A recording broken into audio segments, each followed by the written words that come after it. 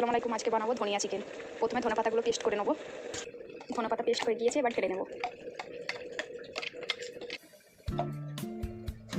পেঁয়াজ আর কাঁচা লঙ্কারও পেস্ট হয়ে গিয়েছে, এবার ঢেলে নেব। ধনে পাতা আর পেঁয়াজের পেস্টের সঙ্গে লবণ, লঙ্কা গুঁড়ো, হলুদ, ধনে গুঁড়ো। এবার চিকেনটা দিয়ে আদা রসুন পেস্ট, টমেটো কুচি, এবার ভালোভাবে মাখিয়ে নেব। একটু সরষের তেল দেবো।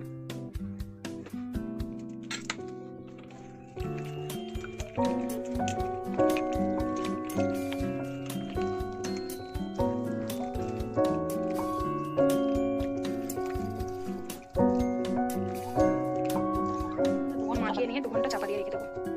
এবার হাঁড়ি গরম হয়ে গিয়েছে, রিফাইন্ড অয়েল দিয়ে দেওয়া হবে।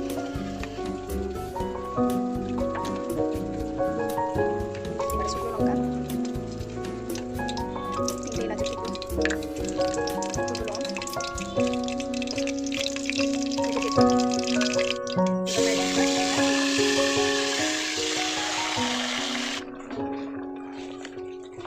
এবার ভালোভাবে কষে নেব। চিকেন থেকে যেই জল বেরোবে সেই জলেই সিদ্ধ হবে, এক্সট্রা কোনো জল দেওয়া যাবে না। চিকেনটাকে ভালোভাবে কষতে হবে, আস্তে আস্তে কষতে হবে, নাহলে চিকেন ছেড়ে যাবে। চিকেনটি কষতে কষতে জল ছেড়ে গিয়েছে, এইভাবে ভালোভাবে কষে নেবো তেল ছাড়া পর্যন্ত।